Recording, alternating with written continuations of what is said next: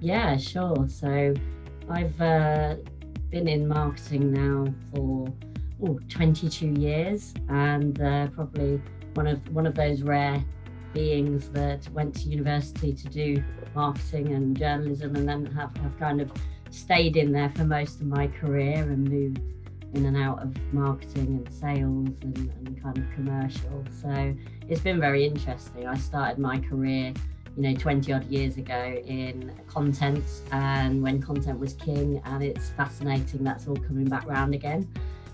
So real interesting to see how those trends come forward. And then I spent a great deal of my time in PR, both strategic and crisis management, before moving into kind of sales and marketing, and then much more strategic marketing, and then sort of developing that into both marketing transformation and business transformation and sort of innovation, developing new products and services, and was delighted to take the role with the Institution of Engineering and Technology last May. So that's been a great ride, albeit at home with COVID, but it's been fascinating to learn about the vast array that the IET has for engineering and technology and everything that we do there.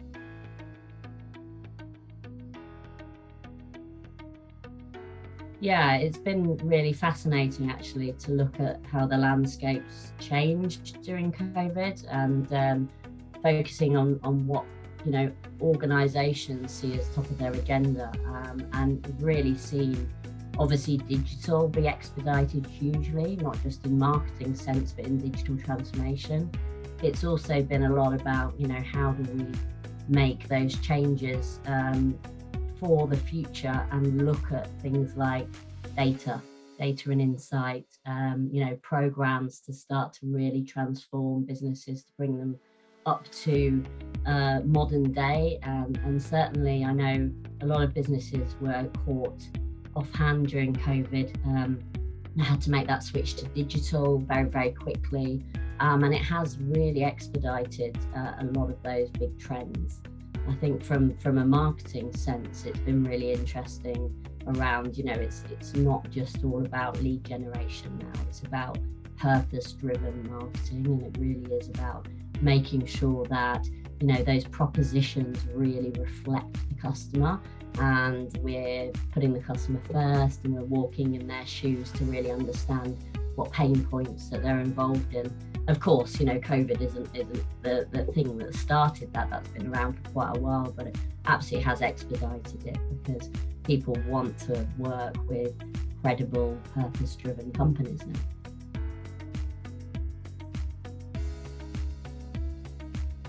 Yeah, sure. So let's pick a few. Obviously, my main focus has to be about the team, especially during this time. It's been really crucial to make sure that the team are supported and our organisation and our colleagues are supported. That's got to be number one, especially when we're coming out such a challenging time. I don't think we've even scratched the surface of what we're going to see for the impact on people. And I think we've been in such a fight or flight mode for now 18 months, if not longer, that when people start to return to normality, we don't really know how that's going to impact them. So I think that's number one. I think a couple of things that we've got going on are very much around transformation. We've been lucky enough to, while COVID's happened, expedite a new build, and we're in a building sort of 20 years old, and we are now regenerating that building, so we'll move into that building in Q1 next year. But with that has come that focus, as I say, on that digital transformation for technology, customer experience, data and insight, and hybrid working, which I know a lot of businesses are going through. So there are some really big focuses there from an internal point of view. Externally, we've been doing an incredible amount around our 150th anniversary. So we've been working to get outside the bubble of STEM. And what I mean by that is there are, you know, lots and lots of young people and young adults really interested in STEM, but there are also people outside the periphery that maybe are not triple science badged, or they have not really been interested in Lego and engineering and technology in their youth, and they work in areas, you know, such as gaming, fashion, music, and we've really been trying to, you know, show people that engineering doesn't just mean you have to come from that triple science background and go to the best colleges, but actually there are different routes in, and that everybody should, you know, consider a career in engineering and technology.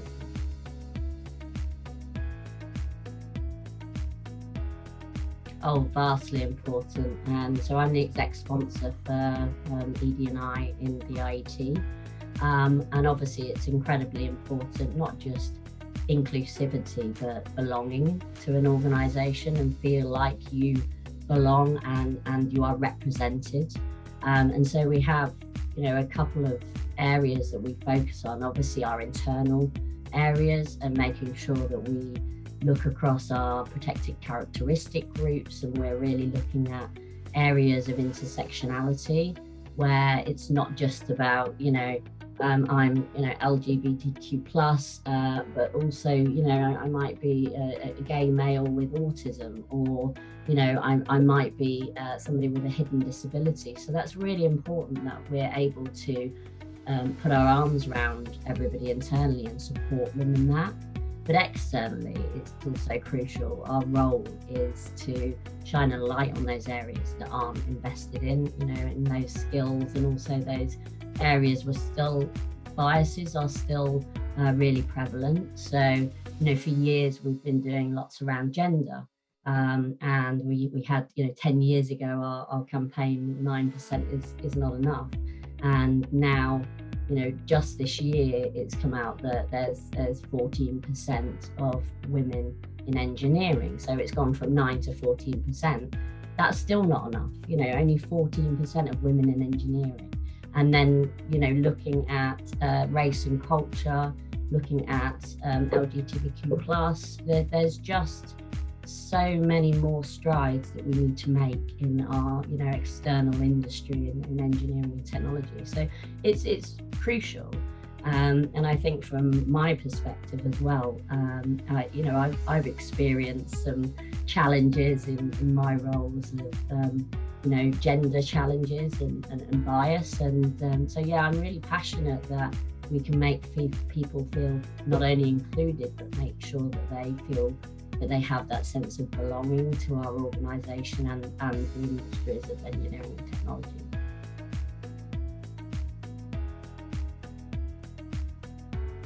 Yeah, I think it's about being brave.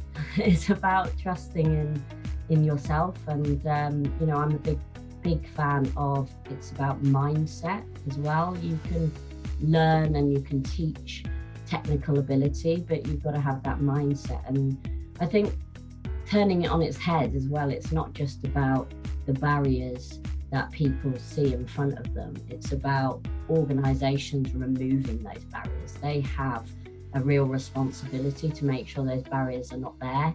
And we talk a lot about, you know, how to get over this barrier or that barrier, depending on your lived experience and where you come from. But it's also really down to the leaders in organisations to make sure those barriers are removed and make it easier for people. And we still see a lot of that, you know, and that's why we have, you know, days like Women in Engineering or International Women's Day, or, you know, and I'm not just talking about gender, there's lots and lots of days, but that's because they need to continually be, you know, shone on, and we've got to, I think, really question ourselves about what barriers we're putting in place for young people and for different protected characteristic groups.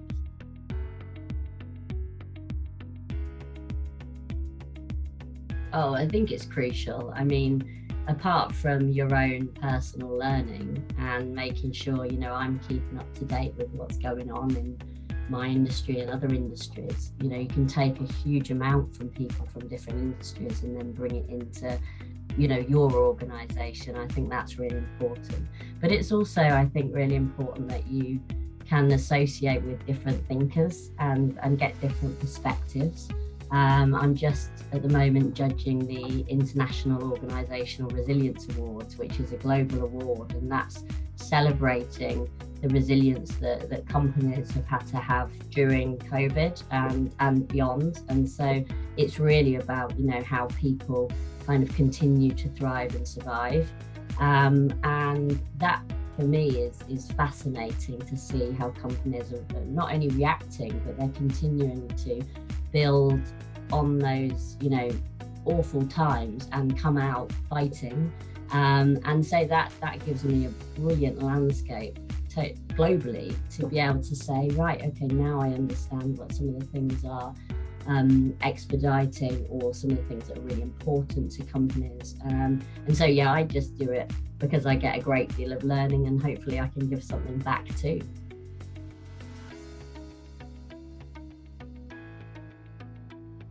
Oh, it's been huge, absolutely huge, as it has for many industries, but obviously for engineering and technology, it's really impacted some industries more than others. When you're talking about things like aerospace and automotive, it's been incredibly challenging, and events that won't recover really for a long while. And it's been really interesting to see how people have stepped up to the plate. I know very early on, for example, we were putting calls out to engineering industries and manufacturers to collaborate together and produce ventilators. But it's more than that. It's been about how engineering has been seen in a new light. So I think when you look at the surveys of what are the most trusted professions, every year there's a survey run, and I think engineering was 5th, and the last year it's gone up to being 3rd, I think, after doctors and nurses. So you can see the massive impact that people are really starting to understand what engineering and technology has been able to help them do throughout COVID, and those societal challenges that they really contribute to solving every day. And again, that will be ongoing. It's not just going to stop overnight. I think the challenge is how people build up better, and how they can use their learnings to, make sure that their companies are coming back stronger. And sadly, I appreciate that's not the way for everybody. And we're going to see a lot of fallout of people, that have had really challenging times. But I'm also seeing an incredible amount of innovation and new things that are happening, new companies that have been birthed during COVID, and how people have just gone, actually, I know that there's a niche, and I wasn't brave enough to start it before, but now I'm going sort of full hog and going in. So it's obviously had a massive impact, and I hope that we have been able to really support a lot of engineers and technicians through this challenge, and give them some hope and support and funding as well going through this time.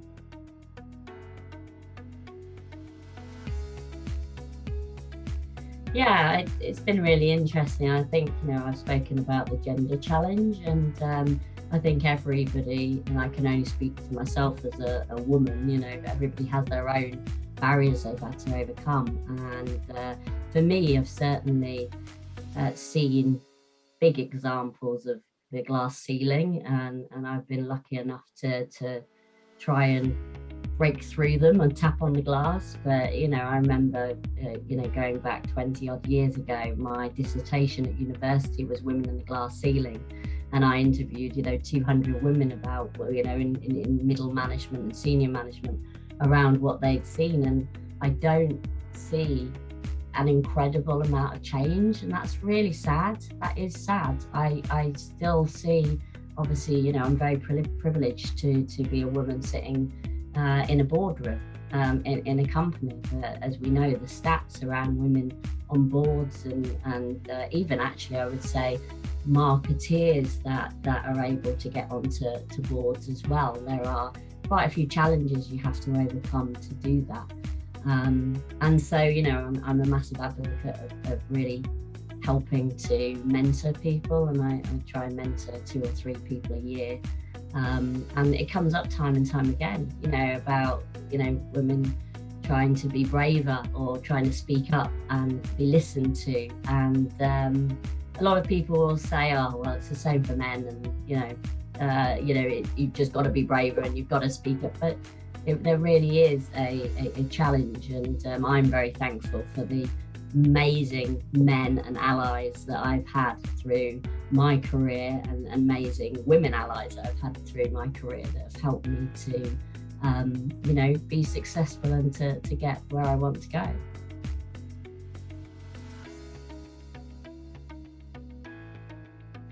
Yeah, there's been a few. I've been in lots of different sectors and lots of different industries. So I've been really proud where I've managed to, expedite transformation, or where I brought new products to market. So it's not the most popular industry, but one of the things within the tobacco industry, for example, was about launching the first ever digital e-cigarette. And, you know, a lot of people have said to me, oh, tobacco, why did you get involved in that? But actually, it was really exciting because it was all about transforming tobacco. It was the thought leadership of actually cigarettes are kind of in the past, and how do we move people forward. But also, you know, I've been really proud where there's been some mass movement, and I'd love, for example, I sit as a non-exec director for a digital arts organisation, which is accessible arts for everyone. And I loved, for example, launching the UK Centre of Carnival Arts and bringing Carnival into the UK and launching the first ever Carnival Arts degree. And that was really about giving people and those carnival artists a different voice, and showing kids that weren't going down the necessary school or educational route that there is a different world for them, that they can get involved in, you know, music production and art production, and so I really love that you know, bringing those different innovations forward and finding a niche, and really getting people to understand the pain points that, you know, those industries are going through, or how we can really turn them on its head to think of it differently.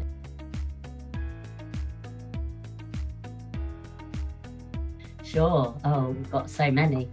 So actually this weekend we just did a really big initiative, and I talked about, you know, STEM and outside the bubble. So we've partnered with David Beckham's esports academy. So he sponsors and produces professional gamers, and also partnered with Fortnite, the game. I know, you know, many kids play it, and it's huge. I think it's 330 million players. And we did that around the guise of sustainability, because within Fortnite, they essentially chop down trees virtually, so to be able to sustain the life of the character. And for every tree that has been chopped down virtually, we have planted a new tree to offset the data streaming and the kind of dirty data that comes from online gaming. And that's been fascinating. So, you know, that was played live with 10 professional gamers over the weekend, and it's become the first, you know, Fortnite game that has been carbon offset. So, you know, stuff like that is just amazing, and that's part of our 150th anniversary. We've got some other big things coming up as well, and we've got so next Tuesday, actually, I'm very privileged to go and be part of the awards ceremony for Manufacturing Futures, which is the fashion prize, and that is taking 10 startup businesses who are all using technology and sustainability to think about different routes into fashion. And they were just fantastic. I sat on sort of critical friends panel for there, and I can't speak too much about them because the awards haven't happened yet, but that's just seeing some real innovation in fashion, and something that's going to support that, you know, eco and circular economy and sustainability in fashion. So we've got that coming up as well. And then, you know, internally, as I said, we've got some big transformation programs going on, and very excited to move into our new building and show our colleagues, you know, the home of the IET, and hopefully we will, by Q1 next year, you know, have a new home and a new way of working. So lots and lots of stuff going on, and not least, you know, looking after our kind of global colleagues as well, and working in places like China and India that are really, you know, expediting thought leadership into big societal challenges around things like digital futures, sustainability and climate change, people-centric infrastructure, healthy living. So, you know, that's a lot about thought leadership and policy making and development, and also to really, I think, link into some of the key plans that are going on in those countries, and I love that, and I can't wait to travel again so I can meet my teams for the